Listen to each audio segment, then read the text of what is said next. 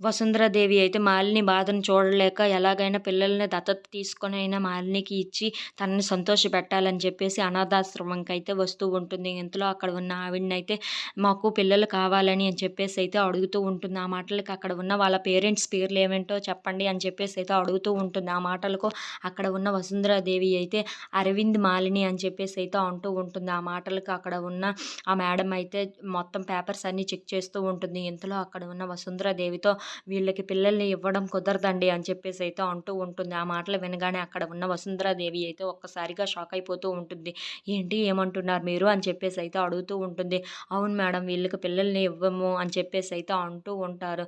ఆ మాటలకి అక్కడ ఉన్న వసుంధరాదేవి అయితే ఎందుకు ఇవ్వడం కుదరదు అని చెప్పేసి అయితే అడుగుతూ ఉంటుంది. ఆ మాటలకి అక్కడ ఉన్న ఆవిడైతే వీళ్ళని బయటనే ఎంక్వైరీ చేశాం మేడం, వీళ్ళ గురించి చాలా తప్పుగా చెప్పారు, అందుకే పిల్లల్ని ఇవ్వడం కుదరదు అని చెప్పేసి అయితే అంటూ ఉంటుంది.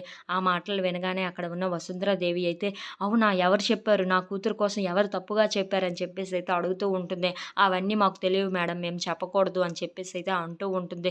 వీళ్ళకు పిల్లల్ని అయితే ఇవ్వడం కుదరదు అని చెప్పేసి అయితే గట్టిగా అంటూ ఉంటుంది. ఆ మాటలకు అక్కడ ఉన్న వసుంధరాదేవి అయితే ఒక్కసారిగా షాక్ అయిపోయి బయటకు వెళ్ళిపోతూ ఉంటుంది. ఇంతలో అక్కడ ఉన్న మాలిని అయితే చాలా బాధపడుతూ ఉంటుంది. నాకు పిల్లలు కనే బాధ్యత ఉంటే ఇవన్నీ ఉండేవి కాదు కదా అని చెప్పేసి పిల్లల్ని గుర్తు చేసుకుంటూ అయితే చాలా బాధపడుతూ ఉంటుంది తన బెడ్రూమ్‌లో. ఇంతలో అక్కడ ఉన్న మాలిని అయితే పిల్లల కోసం అలా తపిస్తూనే ఉంటుంది. If you like this video please like, share and subscribe friends.